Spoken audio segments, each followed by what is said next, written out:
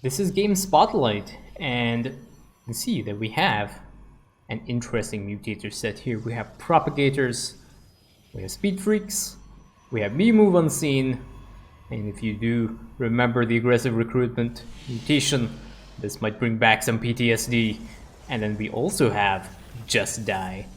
So yeah, you have the standard poop trains that you get on aggressive recruitment, but these poop trains also respawn. And I thought the name Poop Train was pretty much perfect for this because this is Oblivion Express and there are trains there, so that was pretty much like it was meant to be. So the funny thing is that this mutation, this particular game, was played around 3 months before. I think it was something like 3 months before aggressive recruitment actually came out. So this game was played way before that, and it was way before the mutator list was even released. So did Blizzard look at this game and get their ideas from these two guys? Is it possible? Put on your tinfoil hats, because I think the answer is yes. So Ancalagon and Ziemson will be doing this ridiculously difficult and potentially frustrating mutator set. So for those of you that do not play weekly mutations, the Propagators, pretty much these things are just the nastiest units that you could ever play. I think these are pretty much the worst units that you can ever fight up against. They are the deadliest ones. You can lose your army pretty much instantly. These things will move at the speed of light, and they will also be invisible, and they will also respawn. So yeah, it feels good, man. So we can see that Raynor already has a chrono boost onto his command center, his orbital command, and he just needs to try and get his economy up and running. And remember that the first spawn here is going to be at the 4-minute mark. So it is going to be a little bit difficult. These commanders will have to try and get something out.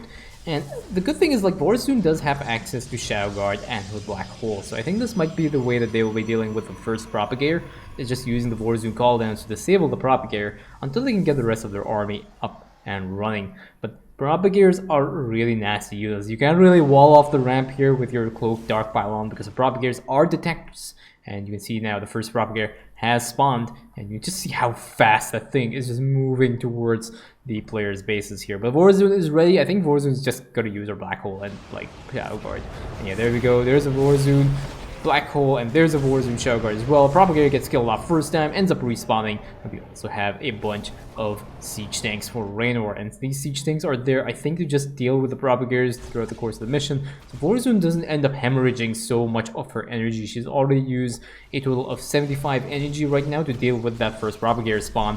And we have now a Banshee airstrike with a time stop that gets dropped onto the first attack wave of this mission. Now, the thing to note about time stop is I believe that it delays the train spawns as well. So with the train spawns delayed, it does mean that you get a little bit of a reprieve when it comes to trying to deal with the objectives. It does give you a little bit more time. So I'm assuming the time stop will be pretty much getting used off cooldown just to lengthen the mission, just to allow these players to get a foothold, because one mistake with a Propagator means you lose the game. Propagators with Speed Freaks is just instantly game losing if you are not paying attention to the minimap. But just see how fast these things actually move. Yeah, so there's a little bit of a delay here. The first train would normally spawn in 5 minutes. Just see how fast this Propagator ends up moving. So there's going to be another Black Hole here, and just see that Propagator almost got that photon cannon.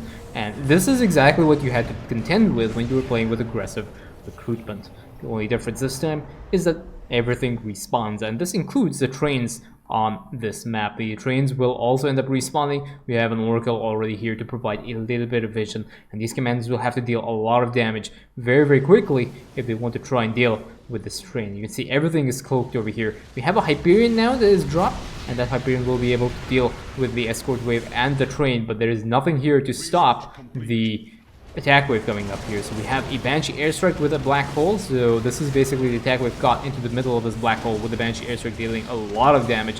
Help with the photon cannon as well. That will end up handling the attack wave reasonably well. The train does end up dying off as well to the Hyperion here, and the Hyperion pretty much getting a lot of good value here. The Hyperion is going to move over here, and now the next Propagator has spawned as well, and this is just absolutely terrifying. You have to move out of the way, and you have to be very careful with how you choose to engage this. The Warzone has already gotten the CSS calibration upgrade, which means when the Propagator moves in, it's going to be able to be attacked by the photon cannons and the siege tanks. So this is very nice play here from Warzone. And this is why Warzone, I say, is one of the most powerful commanders in the game. Her ability to just disable stuff is insane. She has Black Hole, she has Time Stop, she has the Oracle Stasis Calibration ability for her Oracles, for her Oracle Stasis wards.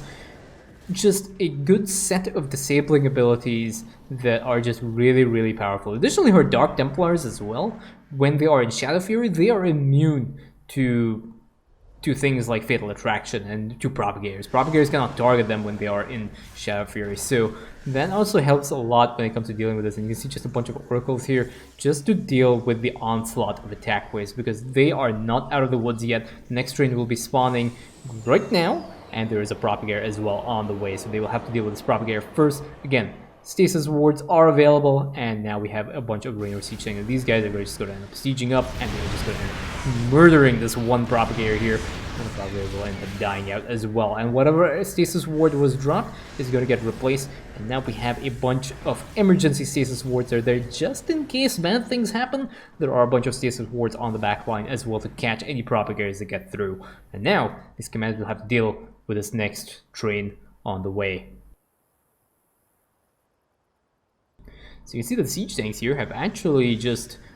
they will end up sieging up, I think, here to try and deal with this first train. But again, the damage output is going to be very, very important for these commanders, because these trains will end up respawning. The train is cloaked, so you can see the train is already on the way here. You can see the escort, and here's the train here. You can see a little bit of a shimmer. But again, there is no vision for any of these commanders, so they cannot actually hit any of this. And there's a time stop, and this will force all of them out of cloak. And the escort wave will end up freezing, as you can see, but the train will keep moving. And this is, again, going to be really important. We have a bunch of Dark Templars now for Warzone. These Dark Templars will be able to deal a good amount of damage to this train as well. Help from Warzone, from Raynor's Banshees. And now we have an attack wave and a Propagator on the way. And these commanders will have to be careful to not end up getting caught out by either of these things, because this is going to be very, very deadly. Again, a lot more damage here. Attack wave does end up moving up towards this base here. Propagator on the top side. Propagator does end up getting caught by these Stasis wards. And these siege tanks are going to end up spraying this attack wave into oblivion. And this Propagator is going to end up getting killed off by the Photon Cannon eventually, but they will have to try and deal damage to this train as well. The Banshee airstrike has finished its duration here, so all that is left now is for Warzone's Shadow Guard to end up dealing with this train. This Propagator is pretty much going to end up... This Propagator has ended up respawning, and now these siege tanks are going to end up sieging up, and they will end up killing off this last Propagator over here. And a little bit of a preemptive pullback from these Dark Templars. These Dark Templars will end up clearing out this train, but now the next Propagator has started to spawn, and it is moving towards here. This may actually end up... No, okay, that was very, very risky move there for the SCV to move into position here, but this Propagator will end up taking a little bit of damage, and now these Oracles are going to be ending up getting shelled here. No, okay, so that Propagator ends up dying just before it touches these siege tanks. And you might be wondering, why are there so many cloak dark pylons here? And this is because the damage output from these siege tanks go up because of the Veil of the Shadows passive that Warzone provides for herself and her allies, so she gets the extra damage upgrade as well. Again, another bunch of Propagators over here, and they will end up getting caught out by these Oracle Stasis wards, and unfortunately, the Propagator catches out the Photon Cannon, but a very nice black hole here, an emergency black hole from Warzone does end up stopping the Propagator from causing even more havoc here. We have a Hyperion call down and a Banshee airstrike to try and deal with the rest of these units, and some scans as well from Raynor to just provide a little bit more damage. These siege tanks on the top, on the high ground, just shelling away on the train over here and keeping this thing just trying to deal damage to this train, because it does end up respawning as well, which is very, very problematic. So that is the first train respawn. We have an attack wave on the way and two Propagators as well on the way. We're going to take a look at these Propagators, because these things are by far the most deadliest. We have a bunch of siege tanks on the back line, and these things will end up dealing with them.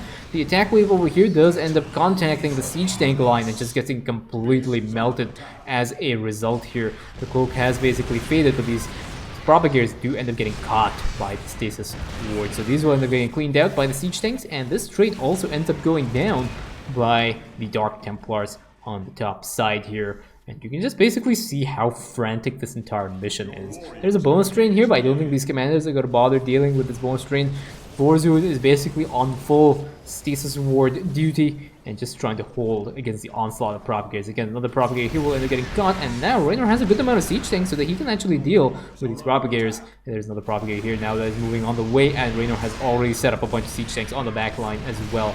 And again, the goal is just try and rush these upgrades up as quickly as possible, just to try and get their damage up with enough so they do not need to commit a lot of siege tanks to... There's a random lurker over here that's causing a few problems for these commanders, but that lurker does end up going down. And now we have a double train wave coming up, and this double train wave again is going to be a little bit difficult to deal with because the escort wave is really massive with this train wave.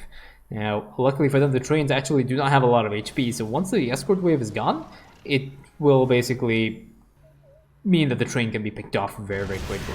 Again, the Propagator over here on this southern side, and another one on the northern side, and both end up getting cleaned up very quickly by these siege tanks. These siege tanks actually are just going to end up clearing out pretty much everything here, and now we have a time stop, and this time stop is going to be so important for allowing these commanders to deal with these trains.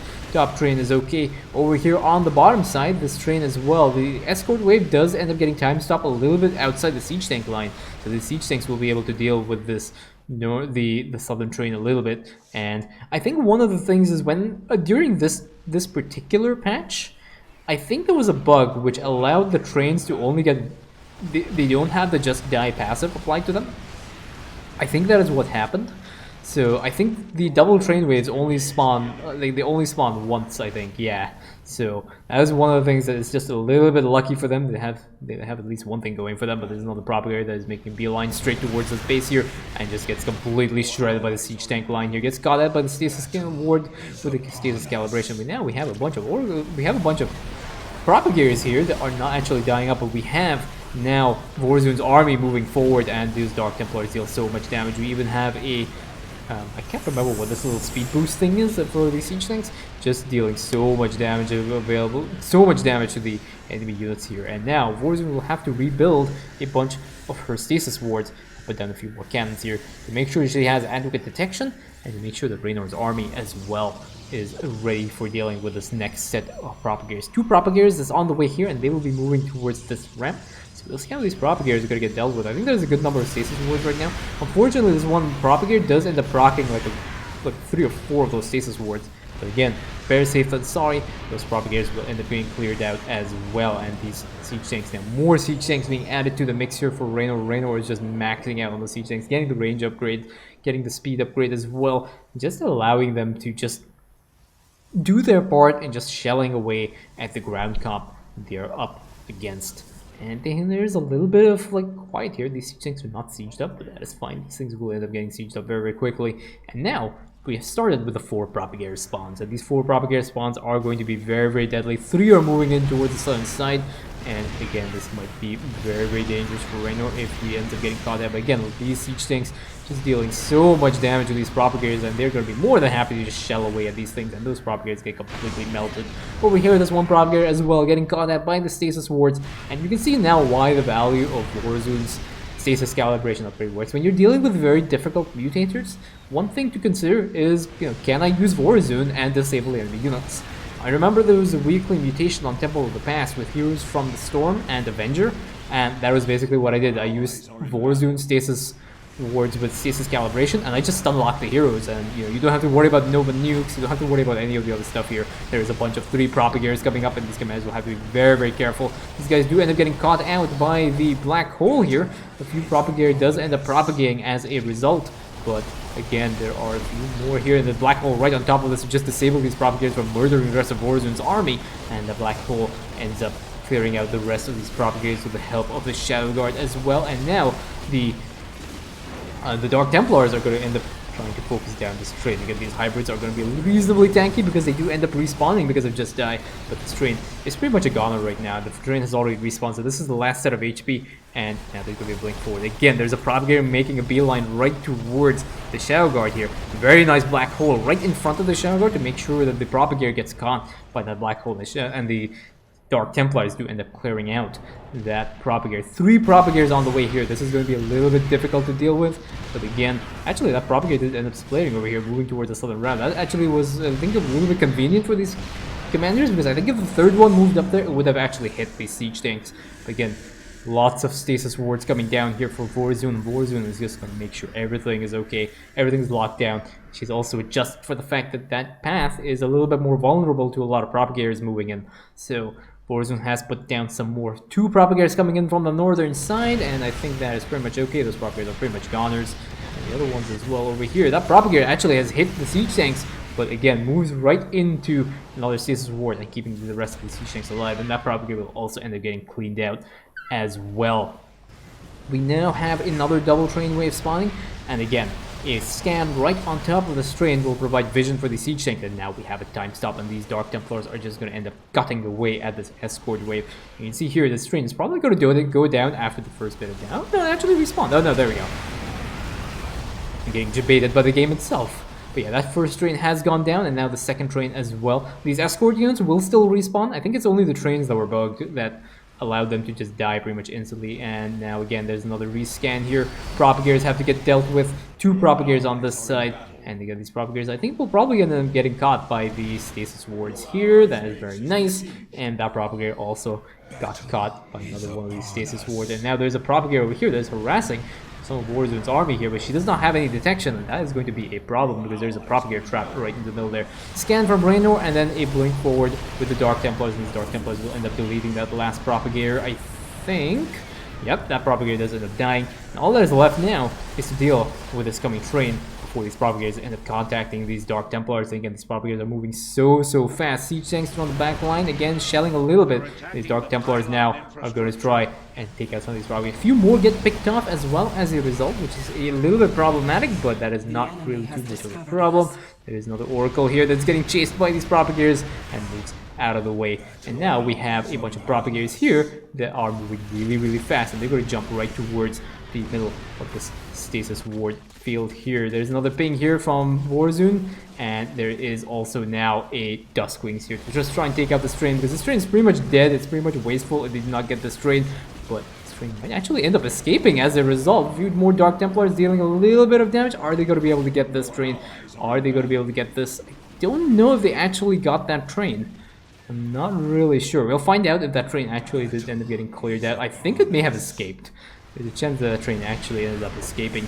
And now there's an attack wave right on top of this base here. Just the speed freaks making these attack waves just jump right on top of your face so quickly.